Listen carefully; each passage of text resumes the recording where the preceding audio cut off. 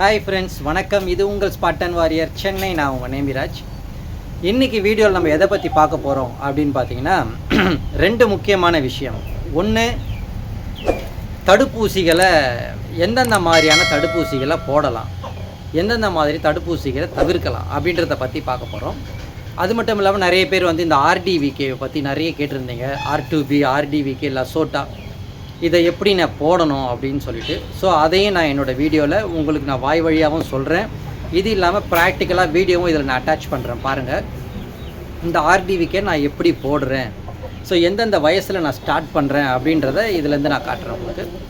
அதே மாதிரி இன்னொரு முக்கியமான விஷயம் என்னன்னு பார்த்தீங்கன்னா, இப்போ பார்த்தீங்கன்னா குருத்தாடுற நேரம், அதாவது குருஜி காலம்.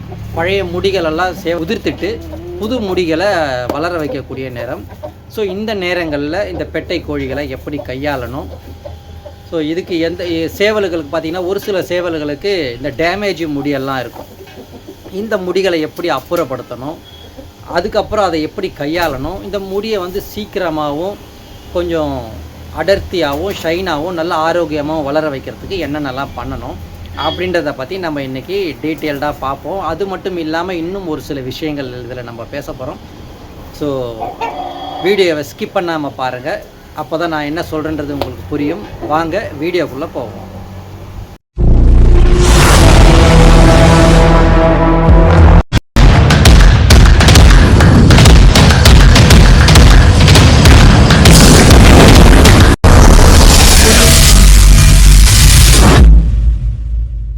வீடியோக்குள்ளே போகிறதுக்கு முன்னாடி ஒரு சில விஷயம் நான் உங்கள் கூட ஷேர் பண்ணுறேன். என்ன அப்படின்னு பார்த்தீங்கன்னா, இப்போது நம்மளுடைய காம்போ ரொம்ப நல்லா போயிட்டு இருக்குது. ஆல்ரெடி வாங்கினவங்களே மீண்டும் திருப்பி அதாவது பார்த்தீங்கன்னா, ஒரு சாம்பிளுக்காக ஒரு பாக்ஸ் ஒரு காம்போ வாங்கி ஆர்டர் பண்ணவங்க இப்போ பார்த்தீங்கன்னா 2-3 காம்போ ஆர்டர் பண்ணுறாங்க. ப்ளஸ் அந்த சப்ளிமெண்ட் மட்டும் எனக்கு அடிஷ்னலாக தேவைப்படுது, எக்ஸ்ட்ரா தேவைப்படுது, இல்லைனா எனக்கு சப்ளிமெண்ட் மட்டும் கொடுங்க அப்படின்னு சொல்லிட்டு நிறைய பேர் முன் வந்து வாங்குறீங்க. ரொம்ப சந்தோஷமாக இருக்குது. அதுக்கான ரிசல்ட்டும் நீங்கள் என்கிட்ட சொல்லியிருக்கீங்க. இதில் நான் ஒரு ரிக்வெஸ்ட் உங்களுக்கு என்ன அப்படின்னா, இந்த வீடியோ எப்படி நம்ம ஆல்ரெடி நம்மக்கிட்ட காம்போ வாங்கினவங்க, பூஸ்டர் வாங்கினவங்க, கால்சியம் வாங்கினவங்க பார்ப்பீங்க. ஸோ நீங்கள் வாங்கி பயன்படுத்தி அதில் என்ன வகையான ரிசல்ட் உங்களுக்கு கிடச்சிது அப்படின்றத இந்த கமெண்டில் பின் பண்ணுங்கள். கமெண்ட் பண்ணுங்கள் போதும். ஸோ அதை பார்த்து நானும் தெரிஞ்சுப்பேன். ஏன்னா என்கிட்ட இப்போ நிறைய எவிடன்ஸ் நிறைய பேர் எனக்கு பர்சனலாக வாட்ஸ்அப்பில் வந்து சொல்லியிருக்கீங்க. ரொம்ப சந்தோஷமாக இருக்குது. அதாவது ஒரு சேவலை பிஃபோர்னு காமிச்சிட்டு அதுக்கப்புறம் ஆஃப்டர் அது எப்படி இருக்குன்றதையும் காமிச்சிருக்கீங்க. ஸோ நம்ம ப்ராடக்ட் இந்த அளவுக்கு ஒரு சக்ஸஸ்ஃபுல்லாக போகுதா அப்படின்ற போது ரொம்ப சந்தோஷமாக இருக்குது. இந்த இடத்த பிடிக்க ரொம்ப கஷ்டப்பட்டு வந்தோம். அதாவது இப்போ பார்த்திங்கன்னா நிறைய இடத்துல என்னை பார்க்குற இடத்துல நான் போகிற இடத்துலலாம் பார்த்திங்கன்னா தம்பிங்களும் நிறைய பேர் என்னென்னு இன்ஸ்டால் அவங்களோட ஐடியில் பதிவு பண்ணுறாங்க. இந்த மாதிரி இந்த பெட்டை வந்து இப்படி இருந்துச்சு, ஆஃப்டர் ட்ரீட்மெண்ட் இந்த மாதிரி ஆச்சு, இவர் தான் நமக்கு மெடிசன் சொன்னார், ஸோ இவர் இல்லைன்னா இன்றைக்கி இந்த கோழி உயிரோடு இருக்காது அப்படின்னு என்னோடய நேரில் பார்க்கும்போதோ இல்லை இந்த மாதிரி இன்ஸ்டாவில் ரீல்ஸில் பார்க்கும்போது நீங்கள் நிறைய பேர் என்னோடய பேரை டேக் பண்ணி சொல்லியிருக்கீங்க. ரொம்ப சந்தோஷமாக இருக்குது அதை பார்க்கும்போது. ஸோ எப்போவுமே பார்த்தீங்கன்னா ஒரு வார்த்தை இருக்குது, வாய் வார்த்தையாக மட்டும் இருக்கக்கூடாது, செயல் வீரனாகவும் இருக்கணும் அப்படின்னு சொல்லிட்டு. ஸோ வாய் வார்த்தையாகவும் நம்ம சொல்லக்கூடிய மெடிசன்ஸ் நிறைய பேருக்கு ஒர்க் அவுட் ஆகிக்கிட்டு இருக்குது. ஸோ செயலாகவும் நாம் வந்து கொடுக்கக்கூடிய காம்போ நிறைய சேவல் கோழிகளை காப்பாற்றிருக்கு, நிறைய பேரோட இனவருத்தி அதிகமாக்குறதுக்கு உதவி இருக்குது.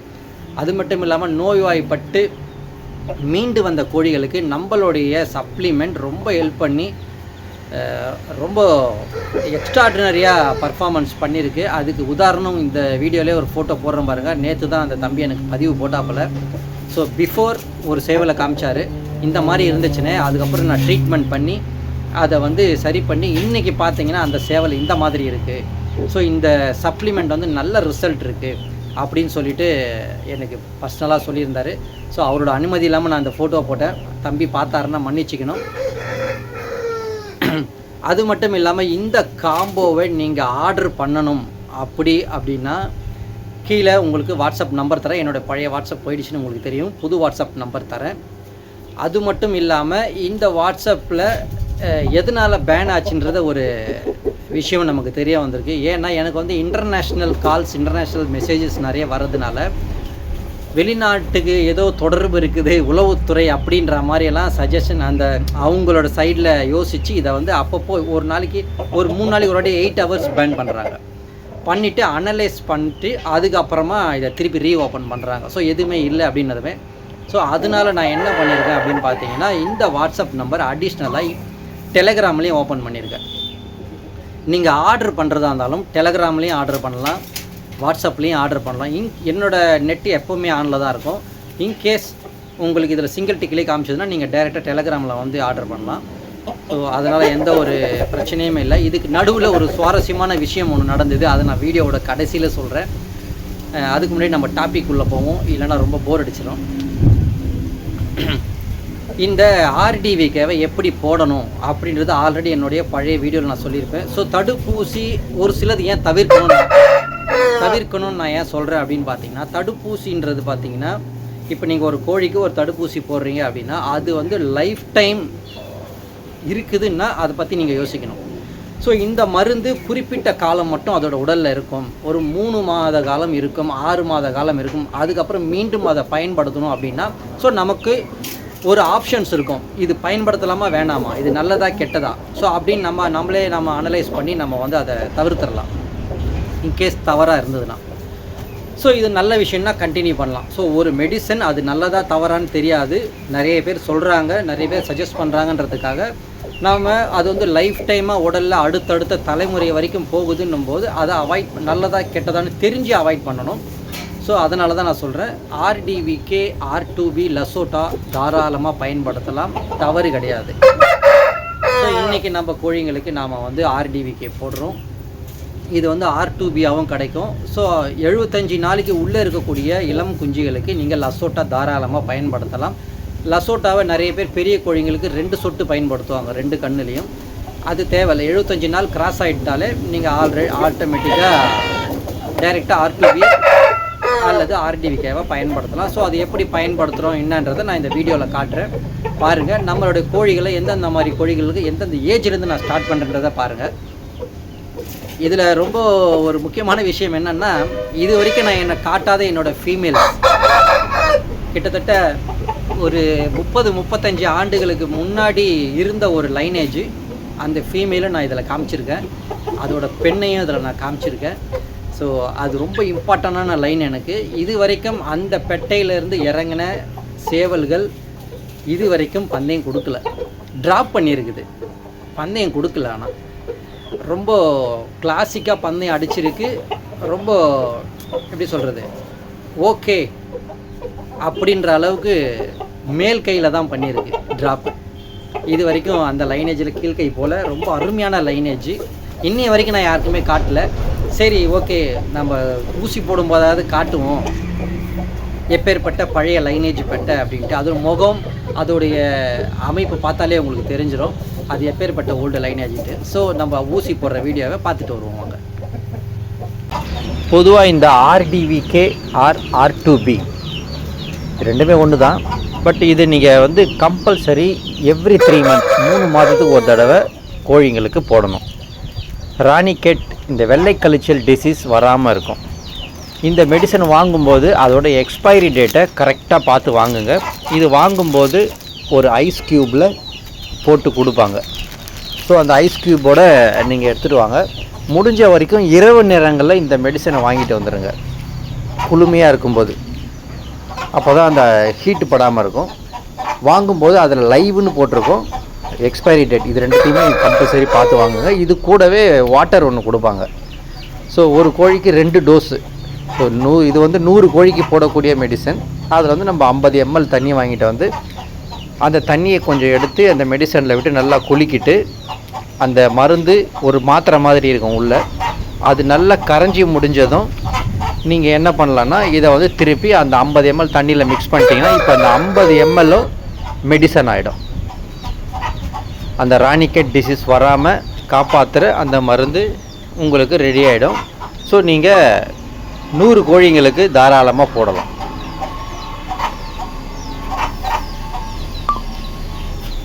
இப்போ பார்த்தீங்கன்னா நீங்கள் வந்து இதோடைய அளவு அப்படின்னு பார்த்தீங்கன்னா ஒரு கோழிக்கு 0.5 ml. ஸோ இதை வந்து நம்ம எந்தெந்த வயதுலேருந்து ஸ்டார்ட் பண்ணலாம் அப்படின்னு பார்த்தீங்கன்னா கரெக்டாக கோழி குஞ்சு பிறந்து 75வது நாள்லேருந்து இது நீங்கள் போட ஆரம்பிக்கணும். அதே மாதிரி விடியற் காலையில் இந்த மெடிசனை போட்டுருங்க. கொஞ்சம் சன்லைட் சூரியன் வருவதற்கு இல்லைன்னா இளம் வெயில் இருக்கும்போது போட்டுருங்க. மெடிசன் வந்து குளுமையான இடத்துலையே வச்சு போடுங்க. இதில் வந்து ஹீட் படக்கூடாது, பட்டால் அந்த உயிரணுக்கள் இறந்துடும், அதுக்கப்புறம் மருந்து வேலை செய்யாது. அதே மாதிரி ஒன்ஸ் நீங்கள் மிக்ஸ் பண்ணிட்டீங்கன்னா அந்த ஒன் டைமில் முடிச்சிருங்க. இதை எடுத்து வச்சு மதியாமல் போடலாம், எடுத்து மறுபடியும் ஃப்ரிட்ஜில் எடுத்து வச்சு ஈவினிங் போடலாம், நாளைக்கு போடலான்னு எடுத்து வைக்கக்கூடாது, அது வேஸ்ட்டு தான். அந்த ஓப்பன் பண்ணிட்டீங்க, ஒன்ஸ் மிக்ஸ் பண்ணிட்டீங்கன்னா அந்த 1.5-2 மணி நேரத்துக்குள்ளே முடிச்சிருங்க. இப்போ பார்த்தீங்கன்னா நமக்கு மருந்து ரெடி பண்ணியாச்சு, ஆல்மோஸ்ட் ரெடி. ஸோ இப்போ நம்ம கோழி குஞ்சுங்களுக்கு போட போகிறோம். அது முதல் 75 நாள் வயது இந்த நாள் கடந்த கோழி குஞ்சுங்களிலிருந்து போட போகிறோம். அதுக்கு உள்ளே இருக்கக்கூடிய அந்த 75 நாள் வயது அந்த டேக்கு உள்ளே இருக்கக்கூடிய கோழி குஞ்சுங்களுக்கு நீங்கள் லசோட்டா கண்ணில் சொட்டு மருந்தாக விடலாம். அதுவும் உங்களுக்கு கடைங்களே கிடைக்கும். அதுவும் இதே மாதிரி டோஸ் தான், அதுவும் வாட்டர் கொடுப்பாங்க. அதுலேயும் நீங்கள் மிக்ஸ் பண்ணிவிட்டு ஹை ட்ராப்ஸ் பாட்டிலில் போட்டுக்கிட்டு அதில் நீங்கள் சொட்டு மருந்து மாதிரி விட்டுட்டு வரலாம். இப்போ வந்து பார்த்திங்கன்னா நம்ம முதல்ல எந்த பருவத்துலேருந்து ஸ்டார்ட் பண்ணுறோம் அப்படின்றத காட்டுறேன் பாருங்கள். இவருக்கு வந்து கரெக்டாக 75 நாள் முடிஞ்சிருக்கு. ஸோ இவருக்கு வந்து எப்படி போடுறோம் அப்படின்னு பார்த்தீங்கன்னா, இதை வந்து நிறைய பேர் சதையில் குத்துவாங்க, செஸ்ட்டில் போடுறாங்க. அந்த மாதிரிலாம் போடக்கூடாது. இறகுல உள்பக்கத்தில் 2 நரம்புகள் வரும்.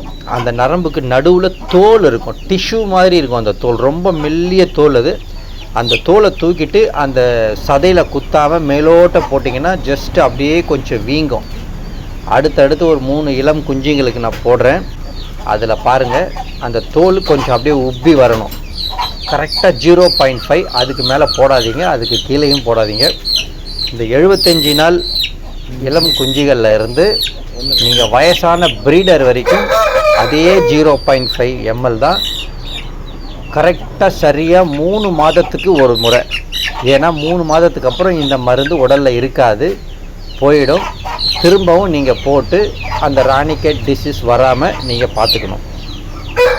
இது வந்து கம்பல்சரியான, ஆமாம் கம்பல்சரி. ஏன்னா இந்த ராணிகேட் டிசீஸ் வெள்ளை கழிச்சலை பொறுத்த வரைக்கும் ஒரு கோழிக்கு வந்துருச்சு அப்படின்னா அது நீங்கள் எத்தனை கோழி வச்சுருந்தாலும் மொத்தத்தையும் தூக்கிட்டு போயிடும்.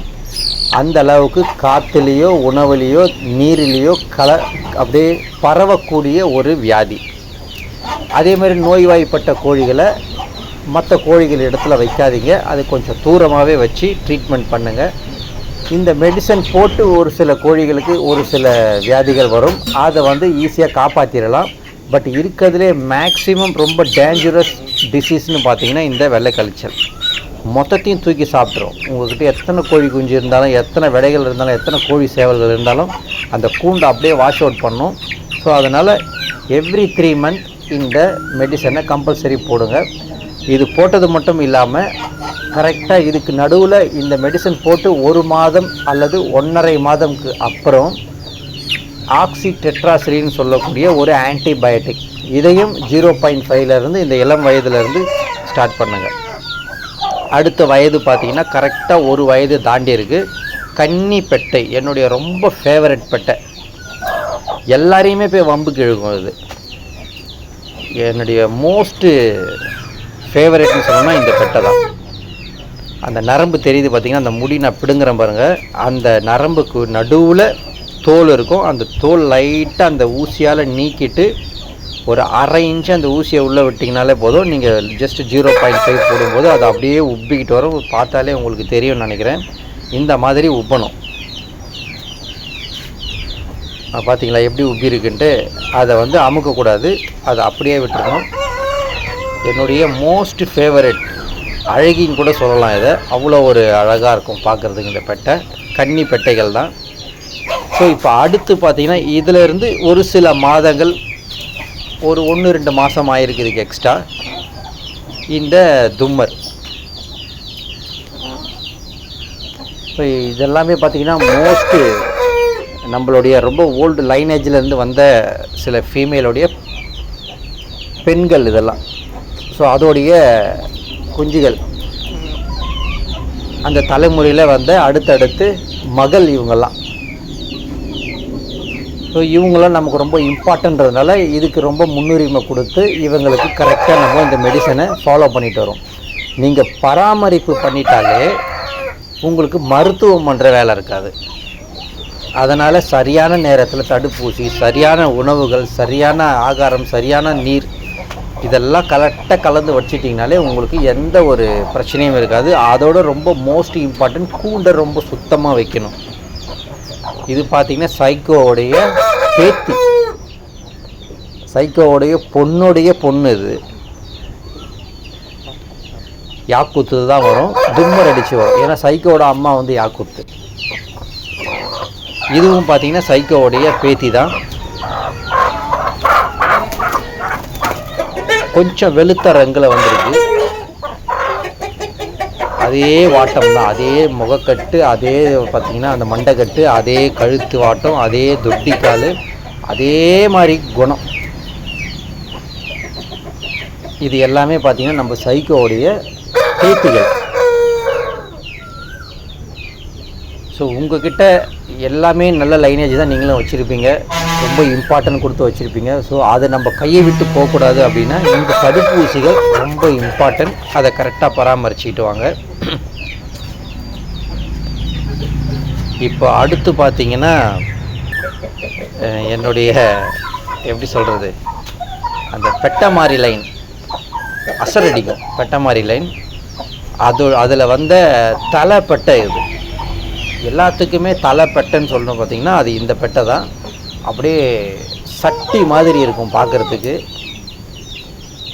நல்ல ஒரு ஹெவி போன் பவர், பவர்ஃபுல்லான ஹிட்டு, அடியெல்லாம் பார்த்திங்கன்னா பவர்ஃபுல்லாக இருக்கும். ரொம்ப நம்ம எதிர்பார்க்காத நேரத்தில் அசர் எதிர்பார்க்கலாம். இது அவ்வளோதான், தொங்கிருச்சின்னு நினைக்கும் போது எழுந்து ஒரு அசர் அடிக்கும். அந்த லைனேஜே அப்படி தான் பண்ணோம். அதில் வந்த தலைப்பட்டை இவ தான் என்னுடைய மோஸ்ட் 30-35 வருடங்களுக்கு முன்னாடி இருந்த பழைய ஓல்டு லைன் பெட்டை. இது வரைக்கும் இதை நீங்கள் பார்த்துருக்க மாட்டீங்க. நல்ல மண்டைக்கட்டை சிக்கன்னு இருக்கும், அப்படியே டபரா மாதிரி இருக்கும். நின்றுச்சுன்னா பேக் போர்ஷன் பார்த்தீங்கன்னா அப்படியே ஒரு ஆர்ட் ஷேப்பில் இருக்கும். இப்போ வால் குருத்து ஆகிட்டு இருக்கு. இந்த வால் குருத்து கொஞ்சம் முடிகிறதுக்குள்ளே மஸ்துக்கு வந்துடும். ஆல்மோஸ்ட் மஸ்துக்கு வர நேரம் தான் இது. ஸோ இந்த மாதிரி நம்ம ரொம்ப தலைப்பெட்டைகளுக்கு ரொம்ப இம்பார்ட்டன்ட் கொடுக்குறது. இப்போ இவ்வளோ நல்லா பார்த்துக்கோங்க. என்கிட்ட இருக்கிறதுலே ரொம்ப ஓல்டஸ்ட் லைனேஜ் இது.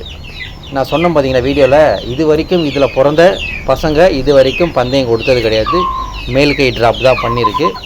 இவ்வளோ நல்லா பார்த்துக்குங்க. இப்போ இவளுடைய அப்படியே ஜெராக்ஸ் ஒன்று காட்டுறேன் பாருங்க. இவளுடைய மகள். இது வரைக்கும் இந்த பெட்டையிலேருந்து 5 பெட்டை தான் எடுத்திருக்கேன். அதில் கடைசி பெட்டை மகள் தான் என்கிட்ட இருக்குது. மீதி 4 மகளும் எனக்கு ரொம்ப முக்கியமானவங்களுக்கு நான் கிஃப்டாக கொடுத்து வச்சுருக்கேன். அதோடைய மகள் அப்படியே ஜெராக்ஸ் எடுத்த மாதிரி இருக்கும்.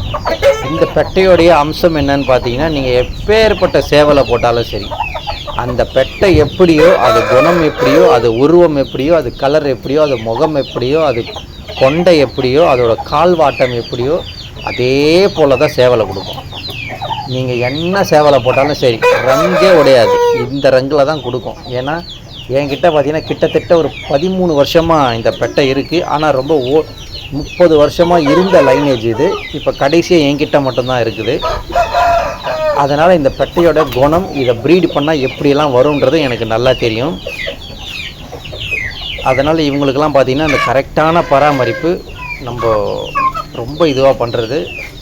இந்த பெட்டையை பாருங்கள். என்கிட்ட இப்போ இருக்கக்கூடிய சேவல்களில் முக்கால்வாசி சேவல்களுக்கு நான் கொண்டையாக இருக்க காரணமே இவ மட்டும்தான். ஏன்னா இவன் மூஞ்ச நல்லா பார்த்தாலே உங்களுக்கு தெரியும்.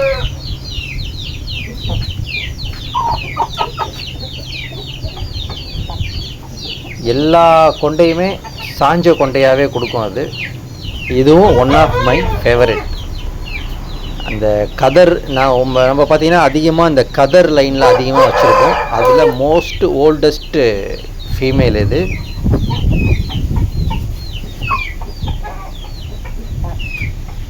நல்ல ஒரு பருமனான உடல் அமைப்பு, நல்ல ஒரு இறுக்கமான கழுத்து, எல்லாமே பார்த்திங்கன்னா பிறவிலே இதெல்லாம் ரொம்ப இறுக்கமாக இருக்கும். இப்போ அடுத்தது ஒன்று வருது பாருங்கள், இருக்கிறதுலே ரொம்ப எப்படி சொல்கிறது மோஸ்ட் பவர்ஃபுல் ஹிட்டர். அப்படியே ரொம்ப பவர்ஃபுல்லாக அடிக்கும் ஹிட்டு, அந்த அளவுக்கு ஒரு தொட்டிக்கால் பெட்டை தான் அது. இந்த லைனேஜில் இதுக்கு முன் செட்டில் பார்த்தீங்கன்னா ஒரு 6-7 சேவல் இருக்குது. டப்புனி பார்க்கும்போதே பார்த்தீங்கன்னா ரோடுக்கு கேட்கும் அது அடிக்கிற ஷாட், அந்த அளவுக்கு ரொம்ப பவர்ஃபுல்லாக அடிக்குங்க. உள்ளுக்கு தான் பிடிச்சி அடிக்குங்க இந்த லைனேஜ். எப்போவுமே கிரிப்பு இழுத்துருச்சுன்னா களம் முடிஞ்சிச்சுன்னு அர்த்தம், அந்த அளவுக்கு ஒரு ஷாட் அடிச்சிடும். பார்த்துருப்பீங்கன்னு நினைக்கிறேன். ஸோ இப்போ இந்த ஆர்டிவிகேவை எப்படி போடணும், என்கிட்ட என்னென்ன மாதிரி லைன் பெட்டைகள், நான் எந்த ஏஜிலிருந்து ஸ்டார்ட் பண்ணுறேன், இதை நான் காமிச்சிருக்கேன். ஸோ உங்களுக்கு ஒரு ஹாப்பி மூமெண்ட்டாக இருக்கும் அது. அடுத்து இன்னொரு விஷயத்தை நம்ம போவோம், இன்னொரு டாபிக்குள்ளே போவோம். என்னென்னா இந்த குருஜி காலம். இந்த குருஜி காலம்ன்றத குருத்தாடுற காலம்னு சொல்லுவாங்க. இந்த குருத்தாடுற காலம் பார்த்திங்கன்னா இலையுதிர் காலம் மாதிரி இயற்கையாகவே வரக்கூடியது. இது வந்து கம்பல்சரி நடக்கணும். ஒரு சேவல் கோழி ஒரு குறிப்பிட்ட பருவம் வந்ததுக்கப்புறம் ஒரு குறிப்பிட்ட காலம் தாண்டும் போது அந்த சீசனுக்கு பழைய முடிகள் எல்லாமே உதிர்த்துட்டு புது முடிகளை உருவாக்கும், ரத்தமும் புதுசாக உற்பத்தி ஆகும். ஸோ இந்த மாதிரி ஒரு இயற்கை சூழல் ஒன்று இருக்குது. இது கம்பல்சரி எல்லா கோழிங்களுக்கும் நடக்கணும். ஒரு பெட்டைனா அது முட்டை வைக்கணும், அது அடை உக்காரணும். அடை வைக்காமல் முட்டை வச்சுக்கிட்டே இருந்தாலும் பிரச்சனை, முட்டை வைக்காமல் அடையிலேயே இருந்தாலும் பிரச்சனை. ஸோ அந்தந்த காலகட்டத்துக்கு அது கரெக்டாக சீராக நடந்துடணும்.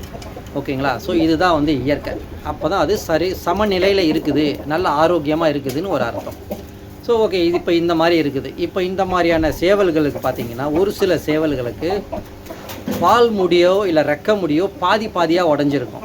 இந்த முடிகள் கிட்ட இருக்கக்கூடிய பிரச்சனை என்னன்னு பார்த்தீங்கன்னா, ஃபெதர், இறகு, முடின்னு சொல்லிட்டேன். காலையில் கூட இன்ஸ்டாவில் ஒருத்தர் சொன்னார் ஃபெதர், அது வந்து ஆங்கிலத்தில் ஃபெதர், தமிழில் இறகுன்னு சொல்லுவோம். இந்த இறகு முழுமையாக இருந்தால் மட்டும்தான் அது உதிர்த்து கீழே விழுந்து அந்த இடத்துல புது இறகு வளரும். அந்த இறகு புதுசாக வளரும் போது பழையதை தள்ளிட்டு புதுசு வளர்ந்துடும். ஒரு சில இறகுகள் டேமேஜ் ஆகி பாதியாக உடஞ்சிருக்கும். ஸோ இந்த மாதிரி இறகுகள் நீங்கள் என்ன பண்ணணும் அப்படின்னு பார்த்தீங்கன்னா, இதை அப்புறப்படுத்திட்டு தான் கம்பல்சரி நம்ம தான் அதை வந்து ஆர்டிஃபிஷியலாக நம்மளே அதை எடுத்து விடணும். ஸோ இதை எப்படி எடுக்கணும் அப்படின்னு பார்த்தீங்கன்னா, கோழியை நல்லா நினச்சிடணும். ஒன்று நீங்கள் நீச்சல் போட்டதுக்கப்புறம் எடுக்கலாம், இதுக்காகவே கூட நீங்கள் நீச்சல் போடலாம். அப்படி இல்லைன்னா தண்ணி போட்டு நல்லா நினச்சிட்டு அந்த இடத்த சாஃப்ட் ஆகிட்டிங்கன்னா அந்த முடி எடுக்கிறதுக்கு ஈஸியாக இருக்கும். ஸோ இந்த முடி எல்லாமே எடுத்து அப்புறப்படுத்திட்டு அதுக்கப்புறமா நீங்கள் என்ன பண்ணணும், எந்த மாதிரியான மெடிசன் கொடுக்கணும், எந்த மாதிரியான ஃபுட்டு கொடுக்கணுன்றதை நான் வீடியோவில் காட்டுறேன், போய் பார்த்துட்டு வாங்க. ஸோ இந்த இலையுதிர் காலம் மாதிரி இந்த குருத்தாடுகிற நேரம். ஸோ இதை அந்த வீடியோவை பார்த்துட்டு வாங்க. குருத்தாடுற காலத்தில் பார்த்திங்கன்னா அந்த இறகுகள் வேகமாக வளர்கிறதுக்கும் அடர்த்தியாக வளர்கிறதுக்கும் நல்ல ஒரு ஷைன் லுக்கில் வளர்கிறதுக்கும் இந்த மாதிரி கடுக்காய் கொட்டைகளை வாங்கிட்டு வந்து இதை வந்து சரியாக பதமாக வச்சு இடித்து அந்த மேல் தோலை மட்டும் நமக்கு தேவைப்படும். அது உள்ளே இருக்கக்கூடிய கொட்டையை வந்து அகற்றிடணும், தேவைப்படாது நமக்கு. ஸோ இந்த மாதிரி எடுத்து டேமேஜ் ஆன முடிகள் எல்லாமே அந்த ஃபெதர் எல்லாத்தையும் பிடுங்கி எடுத்துட்டு டியூபாக இருக்கும்போதே இந்த மாதிரி சுடு தண்ணியில் இந்த தோல்கள், இந்த கடுக்காவோட தோல்களை சுடு தண்ணியில் போட்டு வச்சு ஒரு 1லேருந்து 2 மணி நேரம் 3 மணி நேரம் நல்லா ஊற வச்சதுக்கப்புறம் அந்த சாறு நல்லா இறங்கிடும். அந்த சாறு இறங்கின தண்ணியில் கொஞ்சம் மஞ்சத்தூள் கலந்துட்டு அப்படியே அதை எடுத்து நீங்கள் சேவல்களுக்கு தினமும் நினச்சி விட்டுட்டு வரலாம். தினமும் தேவையில்ல, வாரத்துக்கு 2 முறை பண்ணுங்க போதும். இந்த மாதிரி நினச்சி விட்டுட்டே வந்தீங்கன்னா சேவலுடைய அந்த இறகுகள் அதிவேகமாக வளரும், அதி அடர்த்தியாக வளரும், நல்ல ஒரு ஷைன் லுக்கில் வளரும், பார்க்கவே நல்லாயிருக்கும், எந்த ஒரு டேமேஜும் இருக்காது. அந்த இறகுகளை வந்து குயிக்காக வளர்க்கக்கூடிய அந்த வளர்ச்சி தூண்டுதலை இந்த கடுக்காய் நல்லா செய்யும். அதே மாதிரி மீன் எண்ணெய் மாத்திரை, அப்படி இல்லைன்னா ஒரு விட்டமின் இ டேப்லெட்டு ஈவினிங்கில் கொடுத்துட்டு வாங்க. இப்போ இந்த தண்ணி பாருங்கள் எந்த அளவுக்கு சாரி இறங்கியிருக்குன்னு, இப்படியே போட்டு வந்தீங்கனாலே ஃபெதர் நல்லா அருமையாக வளரும். ஸோ குருஜி காலத்தில் இந்த மாதிரி மெயின்டைன் பண்ணிவிட்டு வாங்க, அது வந்து ரொம்ப ரொம்ப ரொம்ப நல்லது. இந்த தண்ணியில் நினச்சி விட்டதுக்கப்புறம் ஒரு விட்டமின் இ டேப்லெட், ஈவியான்னு சொல்லக்கூடிய விட்டமின் இ டேப்லெட் போடலாம், அப்படி இல்லைன்னா மீன் எண்ணெய் மாத்திரை. ஸோ இந்த மாதிரி குருத்தாடுற காலத்தில் மெயின்டைன் பண்ணுங்கள். வீடியோவை பார்த்துருப்பீங்கன்னு நினைக்கிறேன். முடிஞ்ச வரைக்கும் இயற்கை முறையில் நாம் சேவல் கோழிகளை கொண்டு போயிட்டாலே ஆட்டோமேட்டிக்காக எல்லாமே நல்லபடியாக நடக்கும். அதிகமாக, அதாவது தேவைக்கு நீங்கள் ஆங்கில மருந்து எடுத்துக்கோங்க, வேணான்னு சொல்லலை, அதிகமாக அதையே எடுத்துக்காதீங்க. இப்போ ஒரு ஊட்டச்சத்துன்னு எடுத்துக்கிட்டாலே நம்ம எதுக்கு காம்போ கொடுக்குறோம்? ஊட்டச்சத்துன்றது அதில் பார்த்திங்கன்னா எல்லா விட்டமின்ஸ், மினரல்ஸ், போஷாக் எல்லாமே கலந்தது. நார் சத்துலேருந்து எல்லாமே அதில் இருக்குது, விட்டமின், கால்சியம், புரோட்டீன் எல்லாமே. ஸோ நிறைய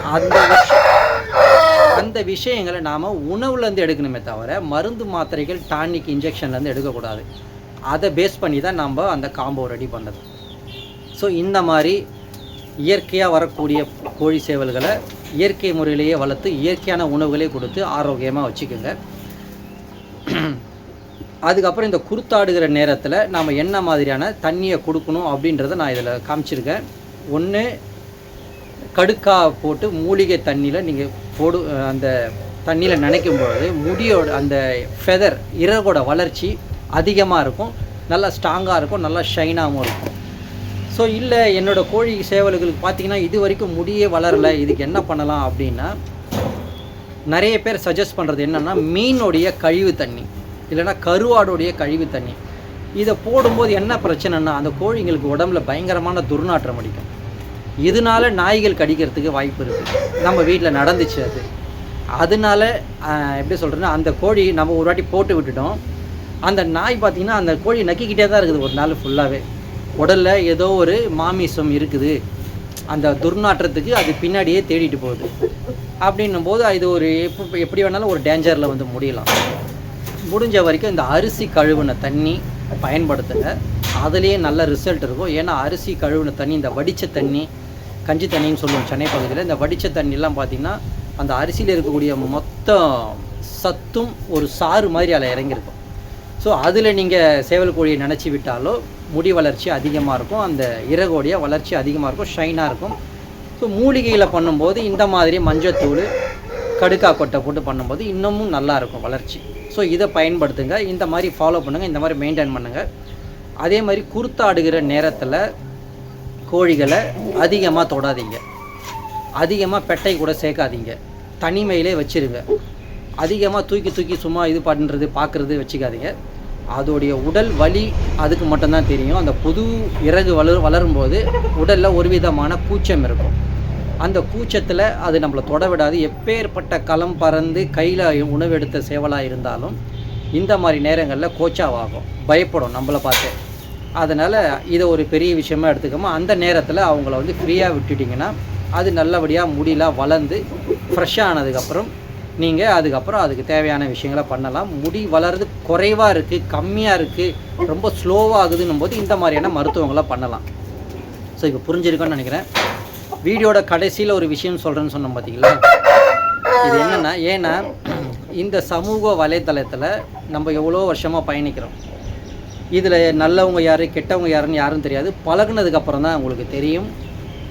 ஸோ இதில் பார்த்தீங்கன்னா எந்த ஒரு மைனஸ் பாயிண்ட்டும் எடுக்கக்கூடாது, எந்த ஒரு கெட்ட பேரும் எடுக்கக்கூடாது அப்படின்னு சொல்லிட்டு நமக்குன்னு நம்ம ஒரு பாதையை வகுத்துக்கிட்டு அதில் ரொம்ப கவனமாக பயணிக்கிறோம். ஒரு சிலருடைய தவறான புரிதலில் நமக்கு கெட்ட பேர் வாங்கி கொடுத்துட்றாங்க. இப்போ ரீசெண்டாக ஒன்று நடந்துச்சு. என்னன்னு பார்த்தீங்கன்னா, ஒரு நபர், பேர் சொல்ல விரும்பலை, அவர் திருத்திக்கணும், அதுக்காக தான் நான் சொல்கிறேன். என்னுடைய காம்போ ஆர்டர் பண்ணிங்கன்னா குறைஞ்சபட்சம் 10 நாள், அதிகபட்சம் 15 நாளில் உங்களுக்கு வரும். பட் இதையும் தாண்டி ஒரு சில பர்சனல் இஷ்யூ, இந்த மொபைல் வாட்ஸ்அப் பேன் பண்ணது, இதெல்லாம் நடுவில் போயிட்டு வந்ததுனால இப்போ ரீசெண்டாக மழை காலம், சென்னையில் மழை ஸ்டார்ட் ஆகிடுச்சு. அதனால் மூலிகைகளை காய வைக்க முடியல, பயிர் வகைகளை காய வைக்க முடியல. அதனால் கொஞ்சம் டிலே ஆகி ஒரு சிலருக்கு 1 மாத காலம் தாண்டிடுச்சு. ஆனால் அவங்களே சும்மா தான் இருந்தாங்க. ஆனால் இதுக்கு நடுவில் ஒருத்தர் வந்து என்ன பண்ணார், ஆர்டர் பண்ணார், 6 நாள் தான் ஆகிருக்குது. அதுக்குள்ளே என்ன பண்ணிட்டாரு, என்னுடைய வாட்ஸ்அப் பேன் ஆகிடுச்சு. அது அவருக்கு தெரியாது. இதை நான் தெரிய வைக்கணுன்னா நான் புது நம்பர் வாங்கிட்டேன், அது 2 நாள் பயன்படுத்திட்டு அப்புறமா தெரிய வைக்கலாம் அப்படின்னு சொல்லிட்டு ஒரு போஸ்ட் போடலாம் அப்படின்னு சொல்லிட்டு வெயிட் பண்ணேன். அதுக்குள்ளே அவர் என்ன பண்ணிட்டாரு, எனக்கு மெசேஜ் அனுப்பிச்சாரு, சிங்கிள் டிக்கிலே இருக்குதுன்னு சொல்லிட்டு. இப்போது ஒரு விஷயம் நீங்கள் நல்லா புரிஞ்சுக்கிங்க, நான் வந்து வாட்ஸ்அப்பில் மட்டும் இல்லை, இன்ஸ்டாவில் இருக்கிறேன், எஃபியில் இருக்கிறேன், யூடியூப்பில் இருக்கிறேன், இது எல்லாத்துலேயுமே இருக்கிற. என்னுடைய வீடியோவை டேக் பண்ணி ஏதாவது ஒரு கமெண்ட் போட்டிங்கன்னா நான் பார்த்துருவேன், ஓகேங்களா. இன்ஸ்டாவில் அதிகமாக டேக் பண்ணி போடுறதெல்லாம் நான் பார்ப்பேன். அப்படி இருக்கும்போது இவருக்கு ஆளையே காணும், அந்த 1200 வாங்கிட்டு ஏமாற்றிட்டு ஓடிட்டாரு அப்படின்னு சொல்லிட்டு அவர் பே பண்ண அந்த ஸ்க்ரீன்ஷாட்டு, இன்னும் ஒரு சில ஸ்க்ரீன்ஷாட்டை ஃபேஸ்புக்கில், இன்ஸ்டாவில் எல்லாத்துலேயுமே போட்டு ஃப்ராடுன்னு போட்டார் என்ன. நமக்கு சிரிக்கிறதா இல்லை இவருடைய இந்த குறுகிய மூளையை எப்படி பற்றி எதாவது பேசுகிறதா என்னன்னு தெரியல. எனக்கு என்னடா இப்படி ஒரு மனநிலையா இவருக்கு. ஏன்னா நான் எல்லாத்துலேயுமே ஆக்டிவாக தான் இருக்கேன். இன்ஸ்டாவில் அடிக்கடிக்கு வீடியோ போடுறேன். அதில் ஒரு கமெண்ட் போட்டிருந்தா கூட ஓகே. அதுக்கு நீங்கள் ஒருத்தரை ஃப்ராடுன்னு முடிவு பண்ணுறதுக்கு முன்னாடி அவர்கிட்ட பேசணும். ஒரே ஒரு நாள் மட்டும் வாட்ஸ்அப் இல்லை, அந்த ஒரு நாளில் எனக்கு ஒரு ஃப்ராடுன்ற நல்ல பேரை வாங்கி கொடுத்துட்டு அவர் ஒரு பதிவை போட்டார். அந்த பதிவை பார்த்ததுமே எனக்கு ஆஃபீஸில் இருக்கும்போது பார்த்துட்டு என்னால் பொறுக்க முடியல. என்ன பண்ணுறதுன்னு தெரியாமல் அப்படியே எழுத்து வடிவத்திலேயே இன்ஸ்டாகிராமில் ஒரு ஸ்டேட்டஸ் ஒன்று போட்டேன். இந்த மாதிரி வாட்ஸ்அப் பேன் ஆகிடுச்சு, புது நம்பர் வாங்கிட்டு கூடிய விரைவில் கொடுக்குறேன்ட்டு. அதை பார்த்ததுக்கப்புறம் அவர் எடுத்தாரா என்னன்றதை நான் கவனிக்கல, விட்டுட்டேன். சரி ஓகே இவர் ஃப்ராடுன்னு சொல்லிட்டாரு, ஓகே விட்டுட்டேன். மற்றவங்களுக்கு தெரியும் இவருக்கு வளர்ச்சி அவ்வளவுதான் அப்படின்னு சொல்லிட்டு நான் விட்டுட்டேன். அதுக்கப்புறம் அவர் மறுபடியும் இன்ஸ்டாகிராமில் மறுநாள் நான் ஒரு வீடியோ போடுறேன்.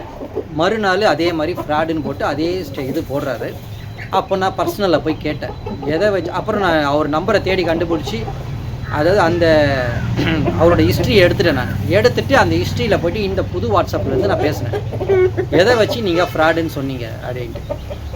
இந்த மாதிரி நீங்கள் ரெஸ்பான்ஸ் பண்ணலை, சிங்கிள் டிக்கிலே இருக்குது, என் மெசேஜை பார்க்கலன்னா ஃப்ராடுன்னு முடிவு பண்ணிட்டீங்களா. சமூக வலைத்தளத்தில் எல்லாத்துலேயுமே தான் நான் இருக்கேன். எதையாவது ஒன்றத்தில் என்ன ஆச்சு, ஏன்னா நிறைய பேர் வந்து கேட்டாங்க, நல்ல மூளை வளர்ச்சி இருக்கிறவங்க நிறைய பேர் வந்து கேட்டாங்க என்னென்ன ஆச்சு, ஆளே காணோம் ரொம்ப நாளாக, ஏதாவது ப்ராப்ளமானா. அப்போ இந்த மாதிரி ஆகிடுச்சு பண்ணா ஓகேண்ணே சரிண்ணே அப்படின்னு சொல்லிவிட்டு அதுக்கப்புறமா இது பண்ணிட்டாங்க. இவர் என்ன பண்ணிட்டாருன்னா ஃப்ராடுன்னு போட்டு விட்டதும் அதுக்கப்புறம் என்ன பண்ணார், இல்லைண்ணே இந்த மாதிரி ஆச்சு அந்த மாதிரி ஆச்சு, நான் டீட்டெயிலாக எல்லாமே சொல்லிட்டேன். சரி ஓகே எனக்கு ஆர்டர் எப்போ கொடுப்பீங்கன்னா, இல்லை நான் ஆர்டர் கொடுப்பேன், உங்கள் ஆர்டரை நான் கேன்சல் பண்ணிடுறேன், நீங்கள் ஃபோனை வச்சதுமே உங்கள் அக்கௌண்ட்டுக்கு உங்களோட பைசா வந்துடும் அப்படின்ட்டு. அதாவது ஒரு விஷயம் நல்லா தெரிஞ்சுக்கிங்க, ஒரு நல்ல பேர் எடுக்கிறதுக்கு எனக்கு வந்து இத்தனை வருட காலம் ஆச்சு. ஒரு கெட்ட பேரை ஒரு நொடியில் எடுத்துகிட்டு போயிடலாம் நான், அது எனக்கு நல்லா தெரியும். ஆனால் அந்த ஒரு நொடி வரக்கூடாதுன்றதுக்காக நான் ரொம்ப கஷ்டப்பட்டு பாடுபட்டுருக்கேன். ஒரு விஷயமும் பார்த்து பண்ணிகிட்ருக்கேன். ஸோ நீங்கள் ஒருத்தரை குறை சொல்கிறதுக்கு முன்னாடி, ஸோ வாய் இருந்தால் பேச தான் தோணும், இல்லைன்னு சொல்லலை. குறை சொல்கிறதுக்கு முன்னாடி அனலைஸ் பண்ணி அது உண்மையாக என்ன நடந்திருக்கு ஏது நடந்திருக்கு தெரிஞ்சுக்கிட்டு அப்புறமா நீங்கள் சொல்லுங்கள், வேண்டான்னு சொல்லலை. இந்த மாதிரி ஒரு குறுகிய எண்ணத்தை வச்சுக்காதீங்க மனசில். ஃபஸ்ட்டு ஒரு அனலைஸ் பண்ணி தீர விசாரித்து அப்புறம் ஒரு முடிவுக்கு வாங்க. அதுதான் நான் சொல்ல வந்தேன். ஸோ நம்மளுடைய காம்போ ஆல்மோஸ்ட் ரெடியாக இருக்குது. நிறைய பேருக்கு இப்போ போய்கிட்டு இருக்குது. அடுத்து ஒரு 20 ஆர்டர் வந்துருச்சு. மொத்தம் கிட்டத்தட்ட ஒரு 200 ஆர்டரை தாண்டி போயிடுச்சு. இதை பற்றி இன்னும் நிறைய பேருக்கு மீண்டும் வேணும்னா நீங்கள் தாராளமாக மறுபடியும் நான் நம்பர் கீழே போடுறேன். இது ஆர்டர் நம்பர். இதில் வந்து வாட்ஸ்அப்பும் இருக்குது, டெலகிராமும் இருக்குது. இது ரெண்டுத்துலேயுமே நீங்கள் ஆர்டர் போடலாம். தாராளமாக உங்களுக்கு சீக்கிரமாக வந்து சேரும். முடிஞ்ச வரைக்கும் 10-12 நாளுக்குள்ளே நான் வந்து சேர்கிற மாதிரி பண்ணுறேன். ஆல்ரெடி ஜூலையில் ஆர்டர் போட்டவங்க எல்லாருக்குமே அனுப்பிச்சிட்டேன். இப்போ ஆகஸ்டோடைய ப்ராசஸ் போயிட்டுருக்கு. ஸோ வீடியோ உங்கள் எல்லாருக்கும் பிடிச்சிருக்குன்னு நினைக்கிறேன். அடுத்து ஒரு பயனுள்ள வீடியோவில் பார்ப்போம். நன்றி, வணக்கம்.